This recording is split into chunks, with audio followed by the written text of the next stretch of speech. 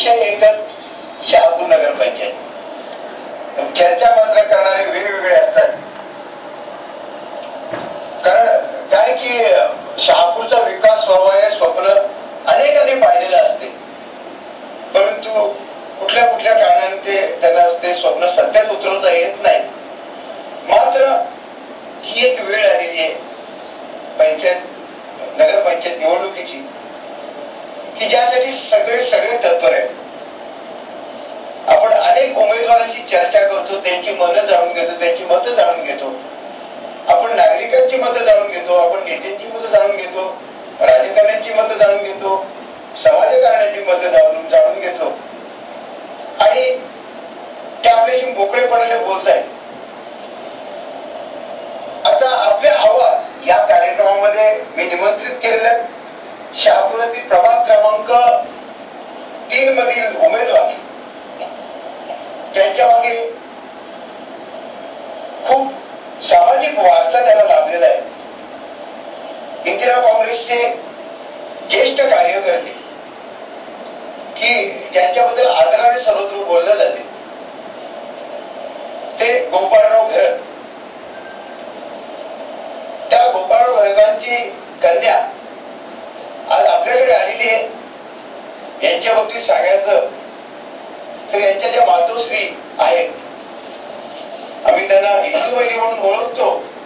हिंदू वहिनींचं एक सामाजिक काम आहे, सामाजिक संस्था आहे, जे महिलांना व्यावसायिकदृष्ट्या अधिक प्रवृत्त करत असतात. अनेक संसार उभे करण्यामध्ये त्यांचा सिंहाचा वाटा आहे. त्या संस्थेचा इंदिरा औद्योगिक सहकारी संस्था नोंदणीकृत संस्था आहे आणि ती संस्था त्या वहिनी चालवत आहे. या व्यतिरिक्त या ताईंचे एक अतिशय कार्यक्षम तरुण भाऊ, अगदी 2 वर्ष झाली नसतील कदाचित, अपघाती मृत्यू झाला त्यांचा, अमोल म्हणून. सगळ्यांची अतिशय खेळीमेळीने वागणारा तरुण, परंतु अपघातामध्ये अचानक गेला. तर त्या अमोलच्या नावाने या कुटुंबियांनी अमोल गोपाळ घरत सामाजिक व शैक्षणिक संस्था सुरू केली, ज्या योगे त्यांचं योगदान सामाजिक उपक्रमांमध्ये राहिलेलं. विशेष म्हणजे त्यानंतर त्या ज्या परिसरात राहतात, बेंदवड, खानशेत, तांबडवाड या भागामध्ये यांचे पिताश्री दरवर्षी आदिवासी विद्यार्थ्यांना कपड्यांचं वाटप करतात, फराळाचं साहित्याचं वाटप करतात दिवाळीमध्ये. याशिवाय वैद्यकीय उपचार देखील त्यासाठी शिबिरं घेतली जातात, त्यांचं पादत्राणे त्यांना दिली जातात. असे वेगवेगळे उपक्रम समाजाला काय पाहिजे आणि आपल्याकडे आहे ते समाजाला कसं द्यायचं या दृष्टिकोनातून आज घरत कुटुंबीय कार्यरत आहे. मी अनेक वर्षांपासून त्यांना पाहतोय.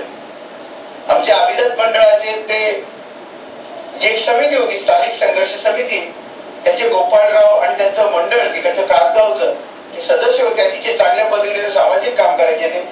आणि त्या आई वडिलांचा वारसा सांगण्याला या आपल्याकडे आलेले. ताई, काय नाव तुमचं? करुणाताई आपल्याकडे आलेले आहेत आणि प्रभाग क्रमांक 3 मधून त्या काँग्रेसच्या उमेदवार म्हणून निवडणूक लढवित आहेत.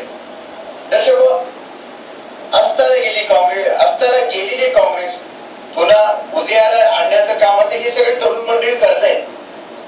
करुणाताई असतील, डॉक्टर संजय भूपतराव त्यांच्या पत्नी असतील, असे तरुण पुढे येत आहेत या काँग्रेसमधून आणि आज त्या उमेदवारी त्यांच्या प्रभागाची करणार आहे. करुणाताई, मला सांगा की तुम्ही लहानपणापासून त्या प्रभागात राहता, त्या प्रभागातील समस्या, नागरी समस्या या कुठल्या असतील प्रामुख्याने? माझ्या माहितीप्रमाणे तिथे काहीतरी सांडपाण्याची व्यवस्था, गटारांची पण नाही असं मला कळलंय. कचऱ्याचं नियोजन नाही, कचरा उचलला जात नाही, बरोबर. आणखी रस्त्याची परिस्थिती, रस्ता व्यवस्थित नाही, कचऱ्याची बोंबाबोंबाच आहे. बरं, मला काही करून तुम्ही सांगाल का की तुमच्या त्या वॉर्ड मधून जे कोणी ग्रामपंचायतीतून निवडून आले होते त्याने कधी पाहिले नाही, फक्त मत मागायला जेवढे येतात त्यानंतर कधी केव्हाही बघितले. केव्हा बघितले केव्हा काय अडी अडचणी कुठे आहेत का त्या मी आज 30 वर्ष त्या एरियात राहते. बरोबर. जिथलं समजायला लागलं तिथून कोण असं बघा आपले आपण निवडून दिलेली माणसं आपल्याकडे आलेली आलेलीच नाही.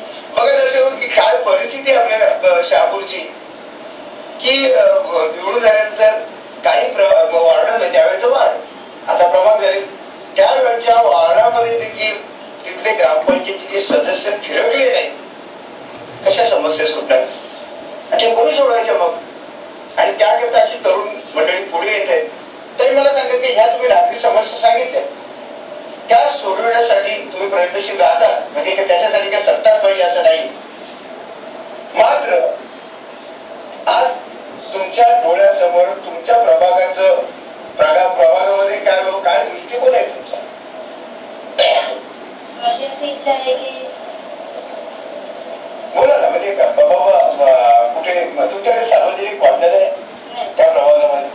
आज प्रभाग क्रमांक 3 मध्ये जेवढे ज्येष्ठ नागरिक राहतात अच्छा म्हणजे सुशिक्षित सगळी कुटुंब राहतात बरोबर त्यांना असं वाचनालय नाही कुठे संध्याकाळच्या वेळेला असं फिरण्यासाठी चांगली व्यवस्था गार्डन जाऊन बसले असं कुठे ठिकाण नाही. निवांत असं बसण्याची जागाही नाही.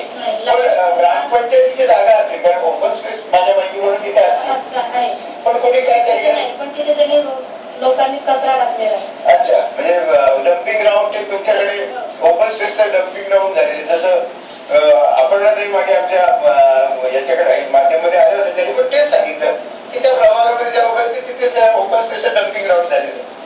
तर हे सगळं तुम्ही पाहता आणि तुमच्या डोळ्यासमोर हा विजय आहे की त्या प्रभागाचं काय वाईट करायचं तुमच्या पहिले. मला माहिती आहे की काँग्रेसने पूर्ण उमेदवार उभे केलेले नाही त्यामुळे सत्तेवर हे जसं दूर आहे. अर्थात काय जादू झाली त्रिशंकू अवस्था आली तर कदाचित काँग्रेसला पण चांगली येऊ शकतात. परंतु प्रभाग बोलल्यानंतर त्या प्रभागावर आपण प्रभागावर चर्चा करतो तर तो प्रभाग अतिशय विकसनशील व्हावा म्हणून तुमचे प्रयत्न राहणार आहेत बरोबर. या व्यतिरिक्त मला एक सांगा की आता सध्या आपल्या प्रभागांमध्ये किंवा आपल्या नगरपंचायतीच्या अगोदरच्या ग्रामपंचायतीची होती त्याच्यामध्ये अशा पद्धतीने कामं झाली की लोकांनी तिथे पैसे देऊन